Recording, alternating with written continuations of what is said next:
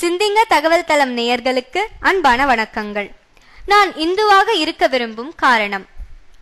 இஸ்லாமியனாய் இரு என குரான் சொல்கிறது. கிறிஸ்தவனாய் இரு என பைபிள் சொல்கிறது. மனிதனாய் இரு என கீதை சொல்கிறது. கடவுள் 7வது வானத்தில் இருக்கிறார் என்று குரான் சொல்கிறது. 4வது வானத்தில் இருக்கிறார் என்று பைபிள் சொல்கிறது. கடவுள் உன்னுள்ளேதான் இருக்கிறார் என்று கீதை சொல்கிறது. காபிர்களை, அதாவது இஸ்லாமியர்கள் அல்லாதவர்களை கொல் என குரான் சொல்கிறது. சிலை வழிபாடு செய்பவர்களை தண்டி என பைபிள் சொல்கிறது. உலகமே உன் குடும்பம்தான் என்று கீதை சொல்கிறது. நான் இந்துவாக இருக்க விரும்பும் காரணங்கள். கடவுள் இல்லை என்று சொன்னாலும் குற்றவாளி என்று சொல்லாத மதம். இன்றைய தினத்தில் இத்தனை மணிக்கோ அல்லது தினமோ கோயிலுக்கு சென்றே ஆக வேண்டும் என்று வரையறுக்காத மதம்.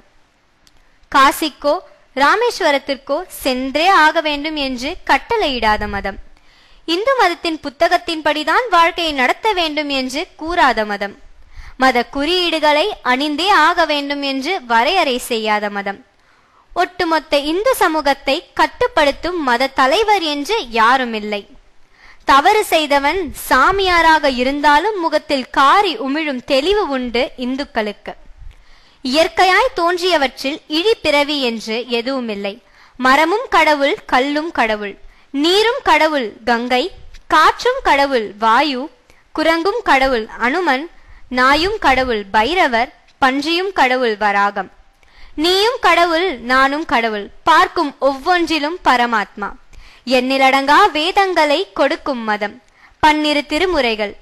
பெண்ணாசையை ஒழிக்க ராமாயணம், மண்ணாசையை ஒழிக்க மகாபாரதம், கடமையின் முக்கியத்துவத்தை உணர்த்த பகவதம், அரசியலுக்கு அர்த்த சாஸ்திரம், தாம்பத்தியத்திற்கு காமசாஸ்திரம், மருத்துவத்திற்கு சித்தா ஆயுர்வேதம், கல்விக்கு வேத கணிதம், உடல் நன்மைக்கு யோகா சாஸ்திரம், கட்டுமானத்திற்கு வாஸ்து சாஸ்திரம், விண்ணியலுக்கு கோல் கணிதம். யாரையும் கட்டுப்படுத்தியோ அல்லது போர் தொடுத்தோ பரப்பப்படாத மதம்.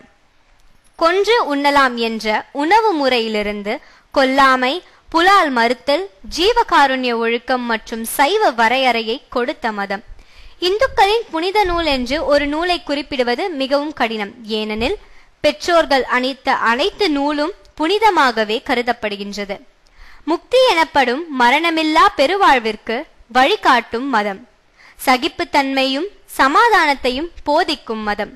கோயில் என்ற ஒன்றை கட்டி அதில் வாழ்க்கையின் தத்துவத்தையும் உலக இயக்கத்தின் ரகசியத்தையும் உலகிற்கு அளித்த புனித மதம். இன்னும் சொல்லிக்கொண்டே போகலாம். இந்துவாக இயற்கையாளனாக வாழ்வதில் பெருமை கொள்வோம். நன்றி, வணக்கம்.